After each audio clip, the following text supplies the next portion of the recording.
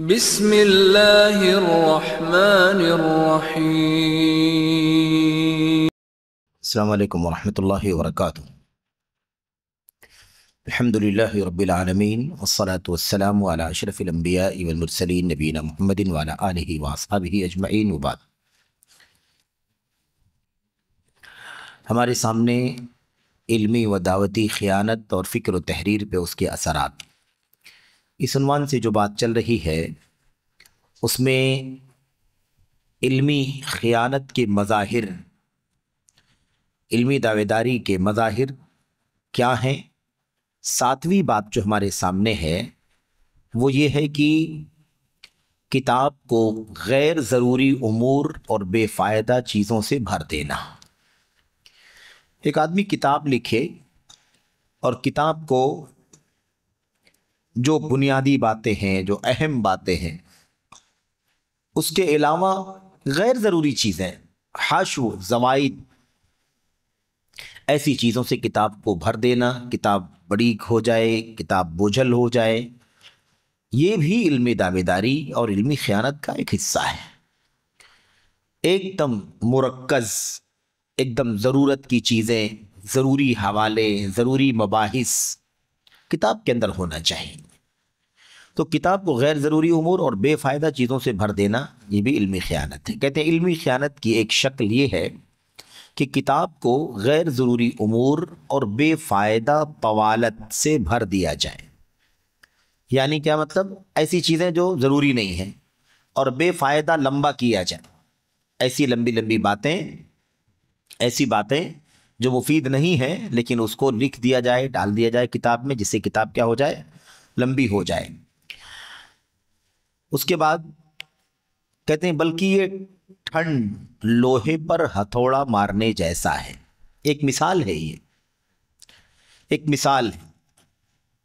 گرم لوہے پر ہتھوڑا مارنے سے اثر ہوتا ہے اور ٹھنڈ لوہے پر ہتھوڑا مارنے سے کوئی نہیں ہوتا۔ تو اب اگر بے فائدہ چیز ہو اور وہ بھر دیا جائے تو انسان کو اس سے کچھ بھی حاصل نہیں ہوگا، نقصان ہوگا، محنت ضائع ہوگی۔ جیسے ٹھنڈ لوہے پر چوٹ کرنے سے کچھ بھی اثر نہیں ہوگا لوہے پر، اسی لیے کہتے ہیں بلکہ یہ ٹھنڈ لوہے پر ہتھوڑا مارنے جیسا ہے۔ یہ کام اشاعتی کارکردگی کے انقلاب کے نتیجے میں تحقیق کے نام پر کیا جا رہا ہے۔ یہ کام لوگ کیوں کر رہے ہیں؟ یہ کام کیوں کر رہے ہیں؟ کہتے ہیں مصنف، کہتے ہیں اشاعتی کارکردگی یعنی پبلشنگ کا کام، تصنیف کا کام ہے نا، لکھنے اور کتابوں کی شکل میں چیزوں کو پھیلانے کی جو کام ہے، اس کے انقلاب کا نتیجہ ہے۔ یعنی آج ایسی صورتحال پیدا ہو گئی ہے کہ زیادہ سے زیادہ کتابیں چھپیں، زیادہ سے زیادہ پرنٹنگز ہوں، زیادہ سے زیادہ لکھا جائے۔ اس کے نتیجے میں تحقیق کے نام پر یہ کام چل رہا ہے۔ تحقیق کے نام پر تحقیق آج آپ دیکھیں گے، حالانکہ ابھی شیخ آگے لکھ رہے ہیں، اس کی وضاحت خود ہی کر رہے ہیں کہ تحقیق کے نام پر کتنا لمبا کیا جاتا ہے ایک کتاب کو۔ ایک چھوٹا سا موضوع ہے لیکن اس میں اتنا زیادہ بڑھا دیا جاتا ہے کہ کتاب بوجھل ہو جاتی ہے۔ کیسے؟ کہتے ہیں بہی طور کی اگر اصل کتاب کا حجم اتنا ہوتا ہے، اگر اصل کتاب کا حجم اتنا ہوتا ہے کہ اگر اسے ایک لفافے میں ڈال دیا جائے تو کافی ہو جائے۔ کتاب کتنی ہے؟ کتاب چند صفحات کی ہے، اسے اگر آدمی موڑ کر کے لفافے میں داخل کرے تو لفافے میں آ جائے گی وہ کتاب۔ پھر ایک نصوص نقل کرنے والا یعنی صرف اور صرف کاپی کرنا جانتا ہے، وہ بس آتا ہے نصوص نقل کرنے والا، یا صاف ستھرا کاتب یعنی لکھنے والا، جسٹ اس کو لکھنا آتا ہے۔ تحقیق کے نام سے آتا ہے۔ کس نام سے آتا ہے؟ محقق، تحقیق کرنے والا ہے، اس نام سے آتا ہے۔ اور تنبورہ میں نغمے کا اضافہ کر دیتا ہے۔ تنبورہ کیا ہے؟ تنبورہ ایک قسم کا ساز، باجا، ایک مثل ہے، عربی زبان کی مثل ہے۔ تنبورے میں نغمہ ڈال دینا، تنبورے میں یعنی کیا مطلب؟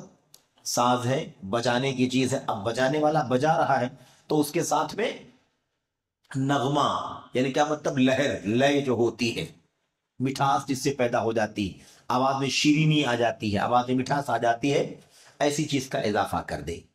تو مصنف یہ کہہ رہے ہیں کہ اصل کتاب تو چھوٹی سی ہوتی ہے کہ کتاب کو لفافے میں ڈال دیا جائے تو کتاب آ جائے، لیکن اس کے بعد کوئی نام نہاد لکھنے والا، مصنف بن کر، کاتب بن کر اور محقق ریسرچ کرنے والا بن کر آتا ہے، اور اس پر وہ کون سا کام کرتا ہے؟ کام یہ کرتا ہے بالکل ایسے ہی کام کرتا ہے جیسے تنبورے میں نغمے کا اضافہ کر دے. بجنے والی چیز بج رہی ہے لیکن اس میں نغمہ ڈال دیا جائے تو سارا میدان نغمے کے ہاتھ ہو جائے. یعنی پھر بجنے کا کوئی اعتبار نہیں، سارا کمال کس کا مانا جائے گا؟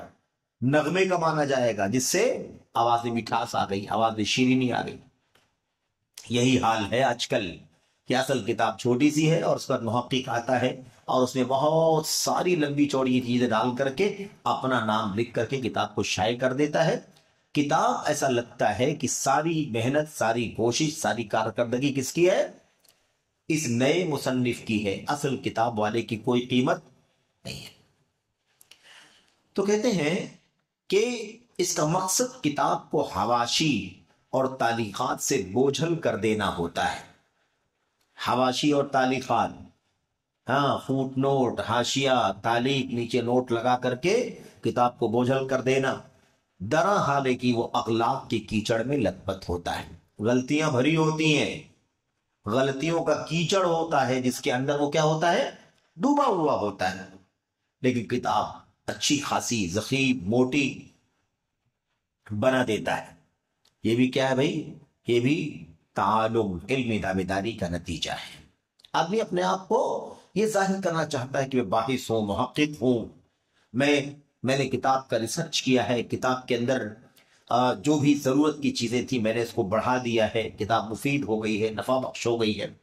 اس طرح سے تو جو ضرورت کی چیزیں ہیں اس کو لکھنے، اس کی توثیق کرنے میں تو کوئی عیب کی بات نہیں ہے، اچھی چیز ہے. لیکن ضروری دو باتیں ہیں. ایک ضروری بات یہ ہے کہ یہ کام کون کرے گا؟ یہ کام وہ کرے گا جو اس کام کا اہل ہوگا. دوسری چیز، اس کتاب پر تحقیق اور ریسرچ کے نام سے اتنا ہی کام ہوگا جتنا کام ہونا چاہیے. غیر ضروری طوالت نہیں ہونی چاہیے، ایکسٹراز، حشو، ادھر ادھر کی چیزیں بھر کر کے کتاب کو بھاری بھرکم کر دینا، بوجھل کر دینا، ایسا نہیں ہونا چاہیے. ایسا اگر کوئی کرتا ہے تو یہ کہاں آتا ہے؟ یہ تعلم میں آتا ہے، علمی دعویداری میں آتا ہے. کتاب کو غیر ضروری امور اور بیجا طوالت سے بھر دینا. اس کے بعد دیکھیں، اب مثال دے رہے ہیں. اب مثال آپ دیکھیں گے تو آپ کو اندازہ ہوگا کہ آخر کتاب کو غیر ضروری چیزوں سے بھر دینے کا نمونہ کیا ہے. کہتے ہیں، اور تعجب کی بات یہ ہے کہ یہ لوگ کتاب میں گزرنے والے تمام صحابہ، تابعین اور نمایاں شخصیات کی سیرت بیان کرتے ہیں. اب کتاب لکھنے والے نے کتاب لکھی ہے، اس کے اندر مثال کے طور پر ابو بکر صدیق کا نام آ گیا ہے، عمر بن خطاب کا نام آیا، عثمان کا، علی کا. اب ساری دنیا تو جانتی ہے کہ نہیں جانتی؟ ابو بکر کون ہے، عمر کون ہے، عثمان کون ہے، ساری دنیا جانتی. تو اب ابو بکر صدیق کا نام آیا تو اس پر حاشیہ نمبر 1 لگا کر کے نیچے 4-5 صفحے کا ابو بکر صدیق کی سوانح. یہ ابو بکر صدیق کی سوانح کے لیے اگر سوانح کسی کو پڑھنی ہے، بائیوگرافی کسی کو پڑھنی ہے تو اصل کتاب میں، الگ کتاب میں پڑھ لیں گے. وہ صرف آپ کو پہچانوانا ہے نا کہ ابو بکر کون ہے. تو ابو بکر صدیق کو ساری دنیا جانتی ہے، تو ان کا تعارف کرانے کے لیے کیا ضرورت ہے آپ کو آدھا صفحہ، 1 صفحہ، 2 صفحہ لگانے کی؟ گزر جائیے. عمر بن خطاب کو سب جانتے ہیں، عثمان غنی کو سب جانتے ہیں، علی کو. ہاں، کوئی نام ایسا آئے جس کو لوگ نہ جانتے ہوں تو آپ تعارف کرائیے نیچے حاشیے میں. یہ شخصیت کون سی ہے؟ راویوں کے نام، شخصیتوں کے نام جو غیر معروف ہوں. الفاظ کے معنی، اگر ہر لفظ کا معنی کوئی بیان کرنے لگے گا تو کتاب کتنی بڑھ جائے گی. جس لفظ کا معنی نہیں معلوم ہے، عربی زبان پڑھنے والا آدمی کتاب کو پڑھ رہا ہے، اردو زبان پڑھنے والا آدمی اردو کتاب کو پڑھ رہا ہے، تو وہ عام طور پر تو اردو زبان میں جانتا ہے کسی لفظ، کوئی لفظ بہت نادر ہے، غریب لفظ ہے، جس کا معنی نہیں معلوم ہے یا مشکل ہو سکتی ہے، تو اس کا معنی نیچے بتا دیا جاتا ہے، طریقہ ہوتا ہے۔ ہر لفظ کی شرح بھی نہیں کی جاتی ہے، ہر شخصیت کا تعارف بھی نہیں کرایا جاتا ہے۔ غیر معروف لوگوں کا تعارف کرانا چاہیے، جو معروف شخصیات ہیں ان کا تعارف کرانے کے لیے، تعارف کرانے کی کیا ضرورت ہے؟ کتاب بھاری ہو جاتی ہے، کتاب بوجھل ہو جاتی ہے۔ تو کہتے ہیں کتاب میں گزرنے والے تمام صحابہ، تابعین اور نمایاں شخصیات کی سیرت بیان کرتے ہیں۔ آگے کہتے ہیں مشہور مقامات جیسے مکہ مدینہ وغیرہ کا تعارف کراتے ہیں۔ عربی مکہ کا لفظ آئے گا تو ساری دنیا مکہ جانتی ہے کہ نہیں جانتی ہے؟ مکہ ایک شہر ہے جو عرب کے علاقے میں آباد ہے، اس وقت مملکت سعودی عرب کے اندر ہے، ساری مسلمانوں کا قبلہ ہے وغیرہ، بتانے کی ضرورت ہے کسی؟ لیکن نہیں، اس کے اوپر بھی حاشیہ لگا کر کے آدھا صفحہ، ایک صفحہ۔ تو کہتے ہیں مکہ مدینہ جیسے مشہور شہروں کا بھی کیا کرتے ہیں؟ تعارف کرانے لگتے ہیں۔ معروف سنتوں کی بھی تخریج کرتے ہیں، معروف سنتوں کی تخریج۔ ابھی نماز کے، ایمان کے اور اسلام کے ارکان، بنی الاسلام علی خمس، شہادت اللہ الہ الا اللہ، ساری دنیا جانتی، اس کی تخریج کرنے میں لمبی چوڑی کیا ضرورت پڑی ہوئی؟ انما الاعمال بالنیات، ساری دنیا جانتی ہے، صحیح بخاری کی، مسلم کی ساری حدیثوں موجود۔ تو معروف سنتوں کی بھی کیا کرتے ہیں؟ وہ تخریج کرتے ہیں۔ اس طرح یہ مثال دی شیخ نے کہ ساری معروف شخصیات کا تعارف، سارے معروف جگہوں کا بھی تعارف کیا، جگہیں کون سی ہیں، ایسے معروف سنتوں کی تخریج۔ بھی کوئی روایت ایسی آتی ہے جو نادر ہے، یا ایسی کوئی روایت جس پر صحیح ضعیف کا مسئلہ ہے نا، جس کی معلومات دی جانی چاہیے، نیچے تو ٹھیک ہے دے دی جائے، لیکن ہر ایک دم معروف ترین شخصیات، نام، جگہوں کے نام، شخصیات کے نام اور حدیثوں کی تخریج میں لمبی چوڑی ہے نا، لمبا چوڑا حاشیہ، لمبی چوڑی تعلیق لگانے کی ضرورت نہیں ہے، لیکن ایسا لوگ کرتے ہیں کتاب کو بھاری بھرکم بنانے کے لیے۔ کہتے ہیں اس طرح یہ بھوکوں کے انقلاب کے قبیل سے ہے۔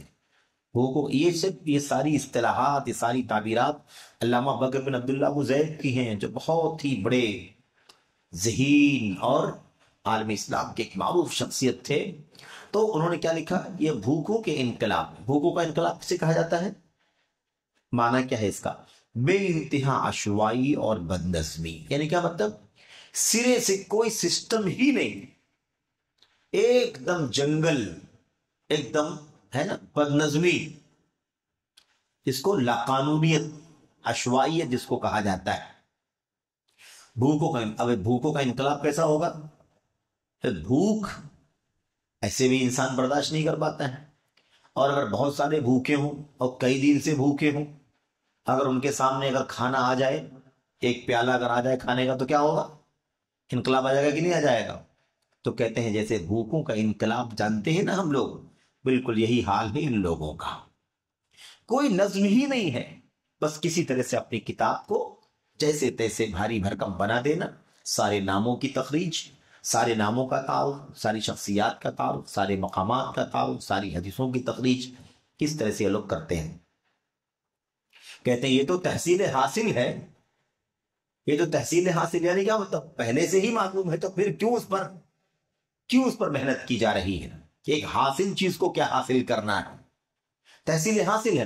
اس سے کتاب کا مطالعہ کرنے والا کوئی فائدہ نہیں اٹھاتا، کتاب کا بوجھ اٹھاتا ہے، کاغذ کا، روپے پیسے کا، وقت کا بوجھ اٹھاتا ہے۔ تو کتاب کا مطالعہ کرنے والا کوئی فائدہ نہیں اٹھاتا، بلکہ اس کے سلبیات بہت زیادہ ہیں۔ اس کے سلبیات کسے کہتے ہیں؟ نگیٹو پہلو، جو بھی منفی پہلو ہوتے ہیں، وہ کئی ایک ہیں اس میں۔ نمبر 1 مثال دیتے ہیں، دیکھیے یہاں پر شیخ نے 3 باتیں لکھی ہیں، تینوں باتیں بڑی اہم ہیں۔ کہتے ہیں اس میں بہت ساری منفی پہلو ہیں۔ اس سے وقت اور محنت صرف ہوتی ہے جس میں کوئی فائدہ نہیں ہوتا۔ بھئی اتنی ساری محنت کر کے تخریج کیا ہوگا، ہے نا، نوٹ کیا ہوگا جگہوں کے نام، شخصیات کے نام وغیرہ، تو اس میں محنت گئی کہ نہیں گئی؟ وقت گیا، محنت گئی، لیکن اس وقت اور محنت سے کیا فائدہ ملے گا؟ کوئی فائدہ نہیں ملے گا، بلا وجہ وقت چلا گیا، بلا وجہ محنت صرف ہو گئی۔ नंबर 2, पूरी किताब का मुताला करने से पढ़ने वालों की हिम्मतें टूट जाती हैं। अरे ज़रूरत की चीज़ रहे वो पढ़ाए हम ना, गैर ज़रूरी चीज़ से हम भर देंगे तो लोग कितना पढ़ेंगे, कितना पढ़ेंगे। असल चीज़ों को तो पढ़ने का वक्त ही नहीं है, तो ज़वाइद, हाशु, गैर मुफीद, गैर ज़रूरी चीज़ों को अगर हम पढ़वाएंगे तो और ज़्यादा वक्त ज़ाय हो जाएगा। मुझे याद पड़ता है अल्लामा इब्न जरीर तबरी रहमतुल्लाह अलैह, छोटे के मुफस्सिर हैं और एकदम अवाइल में से हैं। वो 310 हिजरी में गालिबन या 318 में वफात हो गई उनकी। इमाम इब्न जरीर तबरी रहमतुल्लाह अलैह, उनकी तफसीर की किताब आप जानते हैं ना, मासूर है, एक एक रिवायत सनद के साथ। इस आयत करीमा के इस लफ्ज के बारे में कई माने बयान किए गए हैं सलफ के अंदर। नंबर 1, पहला माना यह है, इस टुकड़े का माना यह है। इतना लिखने के बाद उसके बाद रिवायतें बयान कर, जिक्र मन काला ज़ालिक, जिक्र मन काला ज़ालिक, इस बात के कहने वालों का जिक्र, जो ये बात कहते हैं। इस आयत के माने में जो लोग ये बात कहते हैं उन लोगों का तज़किरा। अब उसके बाद हद्दसना फलान काला हद्दसना, सनद के साथ, सहाबी का असर, ताबई का असर, सारा कैसे, सनद के साथ सारी बातें, ये उनका तरीका है। दूसरा माना किसने बयान किया, इसका एक माना और बयान किया गया है, वो किसने कहा है, सनद के साथ, ये उनका तरीका है। तो छोटी के मुफस्सिर हैं। तो इमाम इब्न जरीर तबरी रहमतुल्लाह अलैह की किताब आज भी मैं समझता हूँ कि जो एडिशन है वो तकरीबन 25 से 26 जिल्दों में फैला हुआ है, 25-26 जिल्दों में आज भी है वो। तो इमाम इब्न जरीर तबरी रहमतुल्लाह अलैह ने पहली बार जब ये तफसीर लिखी थी तो 20,000 औराक पर मुश्तमिल थी, 20,000 औराक। और हमने इससे पहले शायद जिक्र किया था कि वो औराक कैसे होते थे, इतनी लंबी लंबी तख्ती होती थी, तकरीबन 1 से 1.5 फीट कम से कम चौड़ा और 1.5 फीट 2 फीट लंबा, और कोई हाशिया नहीं छोड़ा जाता था, एकदम शुरू से बिस्मिल्लाह रहमान रहीम अल्हम्दुलिल्लाह रब्बिल आलमीन, मुसलसल ऐसे पूरे 20,000 सफ पेज। तो 20,000 नहीं बल्कि 30,000 सफ़हात पर लिखा।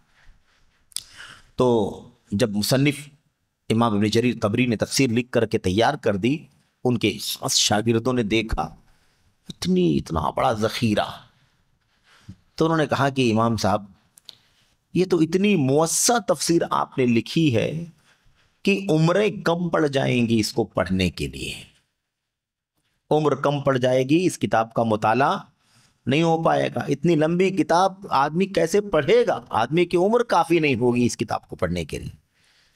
इसलिए आपसे गुजारिश है कि आप इसको मुख्तसर कर दीजिए, कम से कम लोग पढ़ सकें। तो उन्होंने मुख्तसर किया है जो हमारे सामने है आज, वो भी आज छपी हुई जिल्दों में तकरीबन 26 से 30 जिल्दों में शायद। तो अब ये तो एकदम असली चीज थी ना, सनद के साथ, एक एक बात सनद के साथ, खालिस इल्म जिसको हम कहते हैं। एक आयत करीमा के एक एक टुकड़े की तफसीर में सलफ ने क्या क्या कहा है, किसने कहा है, उसकी बात को सनद के साथ रिवायत करना तसव्वुर नहीं कर सकता इंसान।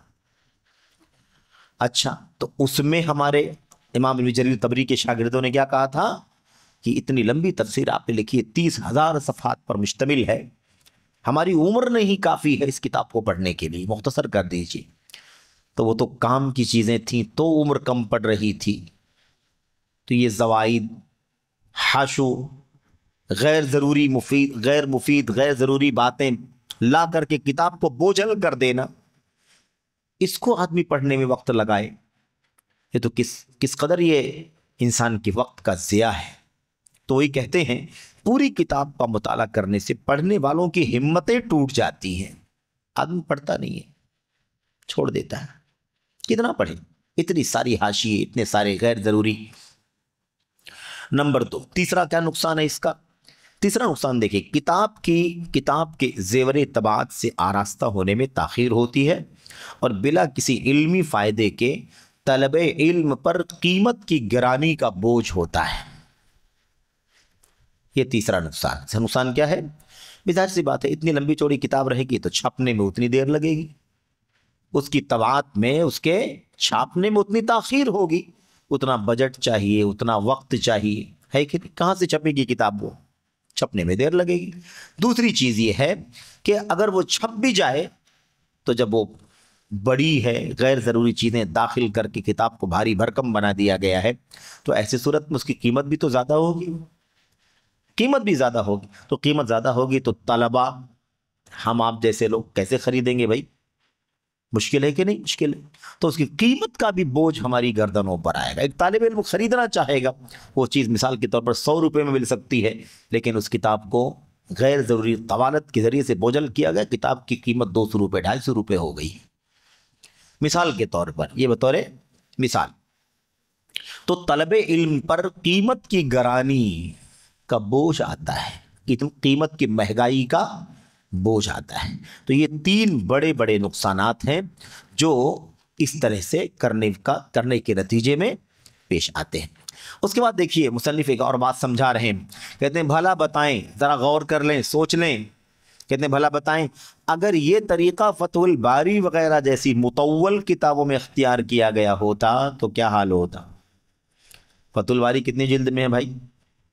فتح الباری اس کا جو سب سے معروف ایڈیشن ہے، جو ساری دنیا کی لائبریری میں موجود ہے، وہ 13 جلدوں میں ہے، 13 جلدوں میں، جس میں سے ایک جلد فتح الباری کا مقدمہ ہے، ہدی الساری فی مقدمۃ فتح الباری، اور بقیہ پوری کتاب کی شرح ہے صحیح بخاری کی۔ اور امام ابن حجر رحمۃ اللہ علیہ کا سمندر جیسا علم، اگر ان کی ایک ایک بات کی تخریج کی جاتی نا تو یہ 13 جلد کی کتاب کم سے کم 30 جلدوں میں ہوتی۔ تو وہی مصنف کہتے ہیں بھلا بتائیں کہ اگر یہ طریقہ، جو طریقہ لوگوں نے چالو کر رکھا ہے، ہر نام کا تعارف، ہر شخصیت کا تعارف، ہر ایک کا، ہر لفظ کا، مثال کے طور پر ہر چیز کی تخریج، تو کہتے ہیں اگر یہ طریقہ فتح الباری وغیرہ جیسی مطول لمبی کتابوں میں اگر اختیار کیا گیا ہوتا تو کیا حال ہوتا؟ تو 13 جلد کی کتاب خریدنا مشکل ہے، تو 30 جلد 35 جلد 40 جلد کی کتاب خریدنا کتنا مشکل ہوتا؟ یہ مسئلہ ہے۔ کہتے ہیں اور اس کے نتیجے میں خلل، اس کے نتیجے میں ایسا کرنے کی وجہ سے کیا ہوتا ہے؟ خلل، جہالت اور دوسروں کو وہم کا شکار ٹھہرانے کے مسائل بھی پیش آتے ہیں۔ جب آدمی یہ سب کرتا ہے نا، غیر ضروری طوالت کرتا ہے، تو اس میں خلل بھی ہوتا ہے اور جہالت بھی ہوتی ہے، دوسروں کو غلط ٹھہرانے کی بات بھی ہوتی ہے۔ یہ سب باتیں لکھنے میں بھی آدمی لمبی باتیں کرتا ہے، فلاں نے یہ غلطی کی ہے، فلاں نے یہ غلطی کی ہے، فلاں نے یہ غلطی کی ہے، اور پھر اس کے صفائی میں اپنی بات کو خوب لمبی کر دیتا ہے آدمی۔ کہتے ہیں چنانچہ ہم نے بہت سے ایسے حاشیے دیکھے ہیں جو مصائب کا پیش خیمہ ہیں، ایسے حاشیے جو فوٹ نوٹ لگائے جاتے ہیں نیچے، کہتے ہیں ہم نے ایسے حاشیے دیکھے ہیں جو مصائب کا پیش خیمہ ہیں، یعنی مصیبت کا سبب ہے، مصیبت کا سبب ہے۔ اس چیز کو امام زمخشری نے اپنی کتاب اساس البلاغہ، زمخشری 538، زمخشری کو جانتے ہوں گے شاید آپ، ایک تفسیر کے لکھنے والے، عربی زبان، ادب اور تفسیر کے مصنف ہیں، عقیدے کے اعتبار سے معتزلی ہیں، عقیدے کے اعتبار سے معتزلی ہیں یہ۔ بہرحال انہوں نے اپنی کتاب اساس البلاغہ میں ان الفاظ میں بیان کیا ہے، ان سے کوئی دین اور عقیدے کی بات نوٹ نہیں کی گئی ہے، کیونکہ یہ ادیب بھی ہیں، عربی زبان کے ماہر بھی ہیں، عربی کیا نام ہے قواعد اور عربی اسالیب کی باریکیوں سے بھی جاننے والے بڑے علماء میں سے ہیں، اس لیے ان کی بات یہاں پر نوٹ کی گئی ہے۔ یہ کسی عقیدے، منہج، سنت کی کوئی بات یہاں سے ان سے معتزلی امام زمخشری سے کوئی بات نہیں لی جا رہی ہے۔ کہتے ہیں کیا کہا انہوں نے اپنے الفاظ میں، ان الفاظ میں بیان کیا ہے، کس چیز کو؟ یہ دیکھیے، کہتے ہیں زیتون کا تیل زیتون کا خالص نچوڑ ہے اور حواشی متون کا مغز نکالنے والے ہیں۔ اچھی طرح سمجھیں جملے کو، اب سے بات آگے پھر آ رہا ہے، دو باتیں دوسرے علماء نے اور دوسرے انداز سے تعبیر کی ہے۔ اس بات کو سمجھانے کے لیے ان دونوں باتوں کو سمجھیں کہ کوئی آدمی کتاب اگر لکھتا ہے تو اس کے حاشیہ اس کا حاشیہ، اس کا فوٹ نوٹ وہ کس انداز کا ہونا چاہیے، کتنا ہونا چاہیے، کیا ضابطہ ہے، کوئی اصول ہے یا نہیں ہے؟ تو اساس البلاغہ نامی کتاب کے اندر زمخشری نے کیا لکھا؟ زیتون کا تیل زیتون کا خالص نچوڑ ہے کہ نہیں؟ زیتون کا تیل زیتون ہی کا تو نچوڑ ہے، کہتے ہیں، اور حواشی متون کا مغز نکالنے والے ہیں۔ حاشیہ جو لگایا جاتا ہے اور متن ہے، ٹیکسٹ ہے، اس ٹیکسٹ کے اوپر نیچے حاشیہ لگایا جاتا ہے، تو حاشیے کا کام کیا ہے؟ حاشیہ اسی متون کا مغز نکال کر کے نیچے دیتا ہے۔ اتنا ہی ہونا چاہیے، سمجھ رہے ہیں نا؟ حواشی متون کا مغز نکالنے والے ہیں، یہی ہونا چاہیے۔ کتنا ہونا چاہیے؟ ضرورت بھر کا۔ لیکن اگر حواشی حد سے زیادہ بڑھ جائیں تو پھر اصل متن کا معنی ضائع ہو جاتا ہے، اس کا فائدہ ضائع ہو جاتا ہے۔ یہ ہے تو ظاہر سی بات ہے کہ اگر ایک آدمی حاشیہ اتنا لمبا چوڑا لگا دے، اصل کتاب پر حاشیہ اتنا لمبا چوڑا لگا دے کہ وہ زوائد ہو جائے، کتاب 10 20 50 پیج کی ہو، صفحے کی ہو، اور حاشیہ لگنے کی وجہ سے کتاب مثال کے طور پر 150 پیج کی ہو جائے، صفحات کی ہو جائے، تو پھر تو سارا مغز نکل کر کے حاشیے میں چلا جائے گا۔ حاشیہ کتنا ہونا چاہیے؟ مختصر، اس کی وضاحت کے لیے، جہاں ضرورت ہے وہاں، ہر جگہ بھی نہیں، جہاں ضرورت ہے وہاں یہ چیز ہونی چاہیے۔ تو یہ زمخشری کی بات نوٹ کی گئی ہے کہ سمجھا رہے ہیں کہ زیتون کا تیل زیتون کا مغز ہے، لیکن حاشیے جو ہیں وہ کتاب کو کھوکھلا کرنے والا کام کر دیتے ہیں جب بہت زیادہ، تو ظاہر سی بات ہے اس سے بچنے کی ضرورت ہے۔ اور بعض علماء نے ان الفاظ میں بیان کیا ہے، اس بات کو ان الفاظ میں بیان کیا ہے، کیا کہتے ہیں؟ کتاب اس وقت تک روشن نہیں ہوتی جب تک اسے تاریک نہ کیا جائے۔ اللہ اکبر۔ کتاب اس وقت تک روشن نہیں ہوتی جب تک اسے تاریک نہ کیا جائے، یعنی نفع بخش حواشی نہ لگا دیے جائیں، اور یہ بہت کم اور نادر ہے۔ دیکھا آپ نے؟ تو اگر ایک کتاب کا متن ہو اور اس متن میں آنے والی ضروری چیزوں کی وضاحت بھی اگر حاشیے میں نہ کی جائے تو کتاب تو اندھیرے میں رہے گی، اس کو پڑھنے سے بہت ساری چیزیں سمجھ میں نہیں آئیں گی۔ نام آ گیا تو یہ کون سی شخصیت ہے؟ تابعین کے دور کی ہے، تبع تابعین کے دور کی ہے، آج کل کے دور کی ہے، پتہ ہی نہیں چلے گا نا یہ بات کس کی ہے۔ وہ آدمی نہیں معلوم پڑ رہا کہ یہ کس زمانے کا ہے، تو اس کی بات کی اہمیت کا پتہ کیسے چلے گا؟ ماضی کا ہے کہ معاصر ہے، قدیم ترین دور کا ہے، کس صدی کا ہے، شخصیتوں کا پتہ۔ اس لیے اس طریقے سے بعض الفاظ کے معنی معلوم نہ ہو، یا بعض جگہوں کا پتہ نہ چلے کہ یہ کون سی جگہ کا نام ہے، یہ ملک کون سی جگہ قائم ہے، آباد ہے، یہ شہر کون سا شہر ہے، کس ملک کا شہر ہے، مثال کے طور پر۔ تو کہتے ہیں کتاب اس وقت تک روشن نہیں ہوتی جب تک اسے تاریک نہ کیا جائے، یعنی کیا مطلب؟ روشنائی، اس کو لکھا جائے، اس کے تاریک کیا جائے، یعنی نفع بخش حاشیہ نہ لگا دیا جائے۔ حاشیہ نفع بخش ہونا چاہیے، حشو نہیں ہونا چاہیے، زوائد نہیں ہونا چاہیے، اور یہ بہت کم اور نادر ہے۔ ایسا بہت کم ہے، بہت کم ایسے لوگ ہیں جو صحیح معنوں میں حاشیہ لگاتے ہوں۔ یا تو حاشیہ اتنا زیادہ کشادہ ہو جائے، اتنا وسیع ہو جائے کہ متن کا مغز ہی نکل جائے، اور یا تو حاشیہ ہی نہ ہو۔ ایسا نہیں ہونا چاہیے۔ حاشیہ ضرورت بھر کا ہو، مفید ہو، جن چیزوں کی وضاحت ضرورت ہو اسے واضح کیا جائے۔ اب اس کی وضاحت کر رہے ہیں نیچے مصنف، کیا کہتے ہیں؟ کہتے ہیں یقیناً تحقیق کی حقیقت و ماہیت یہ ہے۔ اب تحقیق ہم دیکھتے ہیں نا کتابوں کے اوپر، تحقیق فلاں نے تحقیق کی ہے، فلاں نے تحقیق کی ہے، فلاں نے ریسرچ کیا ہے۔ آخر تحقیق کہتے کس کو ہے، اور تحقیق میں آدمی کو کرنا کیا چاہیے، اس کی وضاحت کرتے ہیں۔ کہتے ہیں یقیناً تحقیق کی حقیقت و ماہیت یہ ہے، کیا ہے وہ؟ نص کو اسی طرح ثابت کیا جائے جیسے مؤلف کا منشأ و مقصود ہے۔ تحقیق کی حقیقت یہی ہے کہ کیا کیا جائے؟ نص کو، یعنی اصل بات کو اسی طرح ثابت کیا جائے جیسے مؤلف کا منشأ اور مقصود ہے۔ مؤلف نے کتاب لکھی ہے تو مؤلف کیا سمجھانا چاہتے ہیں، کیا بتانا چاہتے ہیں، ان کا مقصود کیا ہے، اسی اعتبار سے ہے نا اس نص کو ثابت کیا جانا چاہیے۔ कैसे साबित होगा वो? बई तौर की उस नस पर ऐसा हाशिया लगाया जाए। नस जानते हैं ना, एग्जैक्ट किसी की बात को नस कहते हैं, एकदम word to word, word word वही अल्फाज, मीन वान अगर किसी की कोई बात कोट की जाए तो क्या है वो नस। ये मतलब इस माने के एतबार से, फिक्र, उसूल फिक्र की इस्तिलाह में तो फिर अलग माना है उसका। कहते हैं कि बई तौर की उस नस पर ऐसा हाशिया लगाया जाए जिसे वजाहती इस्तेदाद या तौज़ीही निज़ाम के नाम से जाना जाता है। तौज़ीही, ये सब नाम बता रहे हैं जो हाशिया लगाए जाते हैं, उस हाशिए का नाम क्या है? वजाहती इस्तेदाद या तौज़ीही निज़ाम के नाम से जाना जाता है। कहते हैं अलबत्ता अगर इसे तौसीकी सरमाया कहा जाता तो ज़्यादा बेहतर होता। ये अल्लामा बकर बिन अब्दुल्ला अबू ज़ैद रहमतुल्लाह अलैह अपनी राय कह रहे हैं कि सारे नामों से जाना जाता है, वजाहती इस्तेदाद के नाम से, तौज़ीही नोट के निज़ाम के नाम से जाना जाता है, लेकिन अगर इसे तौसीकी सरमाया कहा जाए तो ज़्यादा बेहतर होता। तौसीक किसे कहते हैं?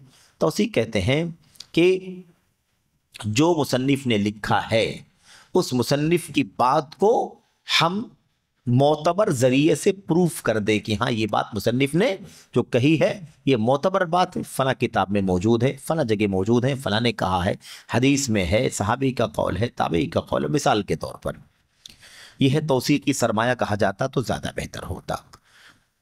तो ठीक है, ये राय है एक बहुत ही बड़े इमाम और आलिम के ज़रिए से मुफीद चीज़ है हमारे लिए। कहते हैं और ये हस्ब ज़ेल मराहिल में अंजाम पाता है। ये कैसे होगा, क्या क्या करना पड़ेगा तो ये चीज़ बने। कितने मराहिल है? कई मराहिल हैं, यानी कई मरहलों में ये काम किया जाएगा।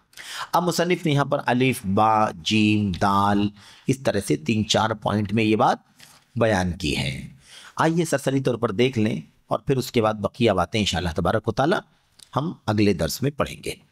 कहते हैं ये हस्ब ज़ेल मराहिल में अंजाम पाता है। कैसे तहकीक होगी? तहकीक करने के लिए क्या क्या करना पड़ेगा, उसके कितने स्टेप हैं, कितने मराहिल हैं। नंबर 1 अलिफ, क्या करना चाहिए? नुस्खों का फ़र्क साबित करना। नुस्खा समझते हैं ना, नुस्खा, कॉपी, एडिशन।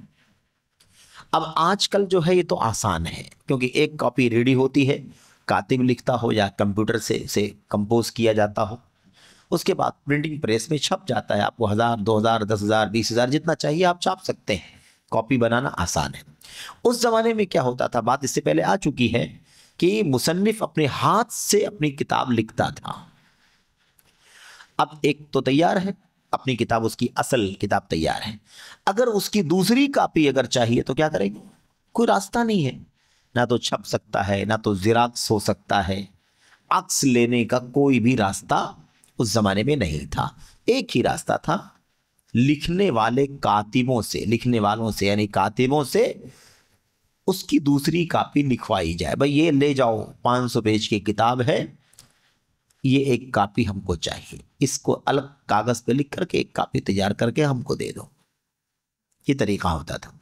तो अब जब कई नुस्खे लिखे जाते थे, फिर ज़रूरत पड़ी तीसरी कॉपी बनानी है, चौथी कॉपी बनानी है, तो हाथ कातिब अपने हाथ से उसे लिखता था। और बात आई थी कि उसमें कितना खलल हो जाता है, कभी लाइनें छूट जाती हैं, कभी पेज डबल पलट जाता है, कभी इस नज़र इस सफ़े पे चाहिए थी, इस सफ़े पर चली गई, पूरा सफ़ा छूट गया, ऐसा बहुत हो जाता है।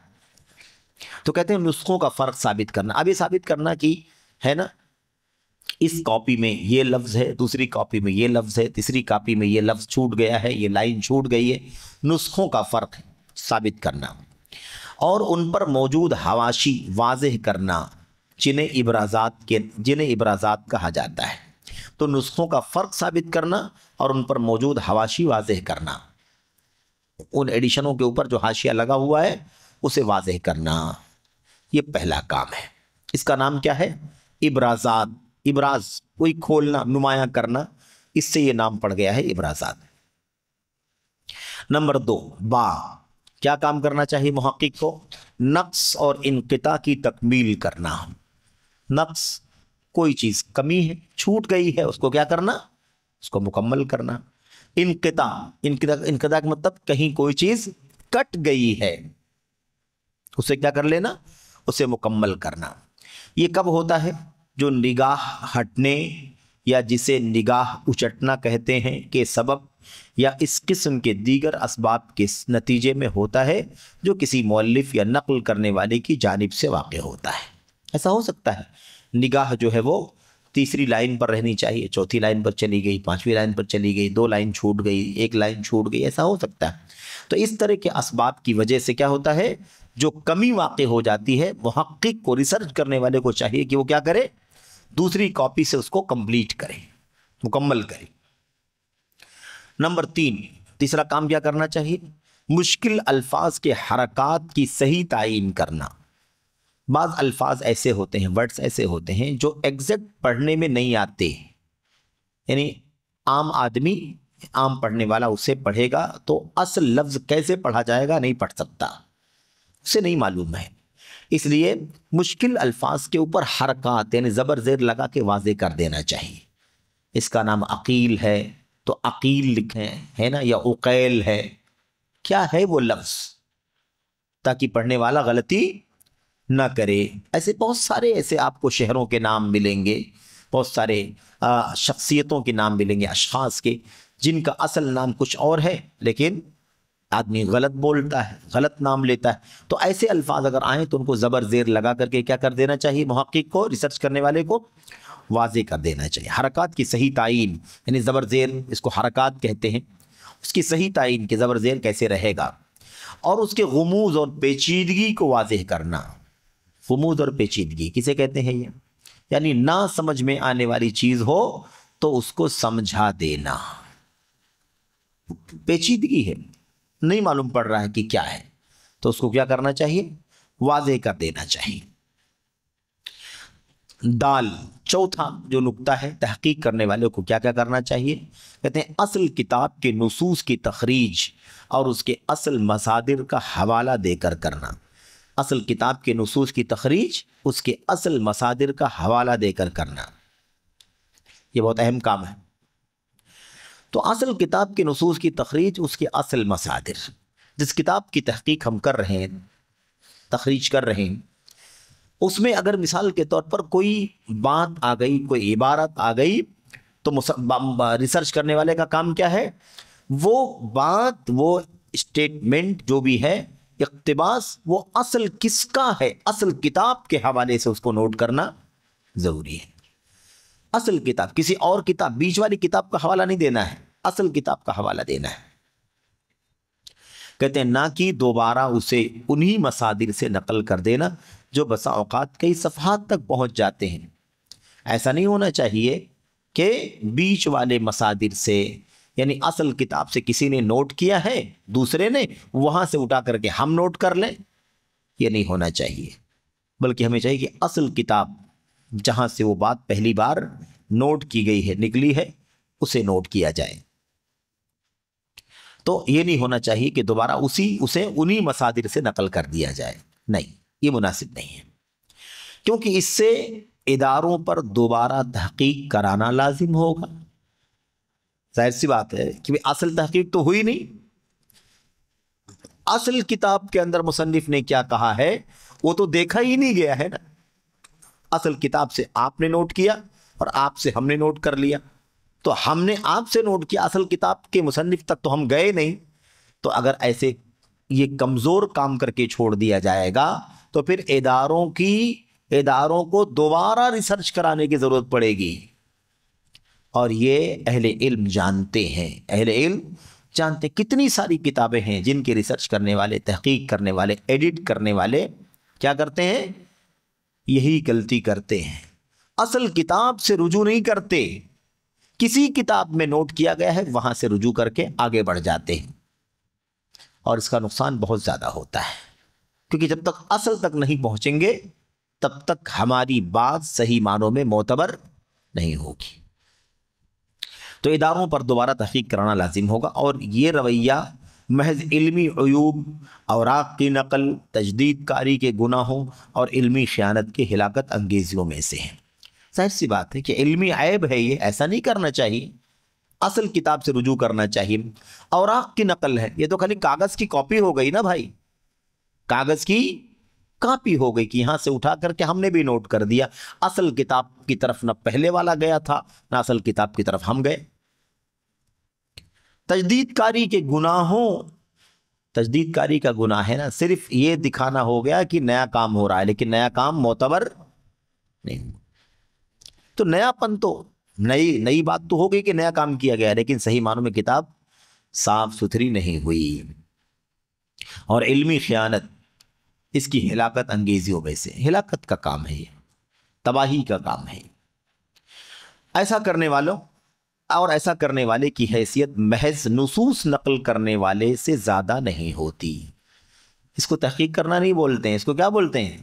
اس کو کہتے ہیں وہاں سے اٹھا کر کے اپنی کتاب میں نوٹ کر لینا۔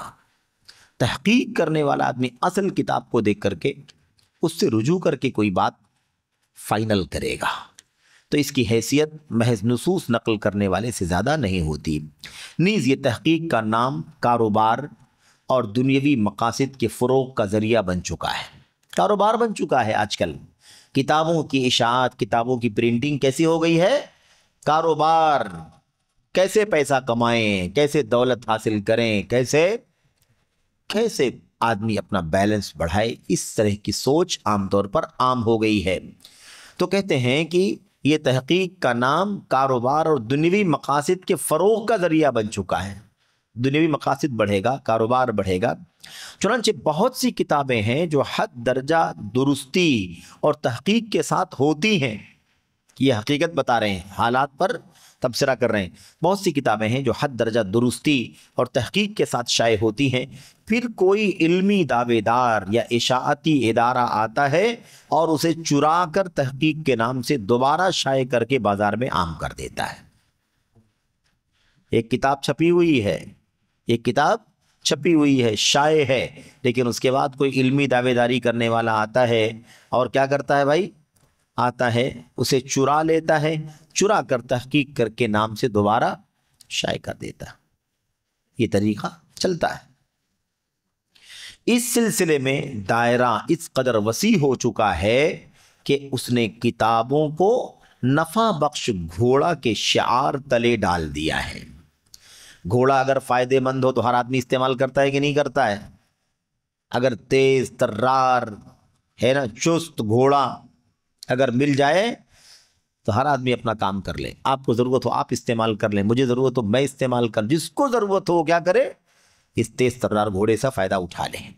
مصنف کہتے ہیں کہ اس کا دائرہ اتنا وسیع ہو چکا ہے کہ اس نے کتابوں کو نفع بخش گھوڑا کے شعار تلے ڈال دیا ہے۔ سب سے بڑا فائدہ، سب سے زیادہ پیسے کمانے، دولت کمانے کا راستہ کیا بن گیا ہے؟ کتابیں اٹھاؤ دوسروں کی، اور اس کے بعد کیا کرو؟ اس کے بعد اس میں تھوڑا سا تحقیق کے نام پر اس طرح کے کام کر کے اسے شائع کر لو، پیسے کماؤ۔ تو کتابوں کی تصنیف، تالیف، تحقیق کی حیثیت کیا ہو گئی ہے؟ فائدے مند گھوڑے جیسی ہو گئی ہے کہ نفع بخش گھوڑا ہے تو ہر آدمی فائدہ اٹھاتا ہے۔ ایسے ہی یہ کاروبار بھی، اس کو بھی لوگوں نے ایسا کاروبار بنا لیا ہے کہ جس کو دیکھو وہی اس کا فائدہ اٹھا رہا ہے۔ تو یہ مصنف رحمت اللہ علیہ نے یہاں تک یہ بات کہی۔ اب اس کے آگے جو ہے یہ مثالوں سے تعلق رکھنے والی چیز ہے، اس کی مثال دیں گے۔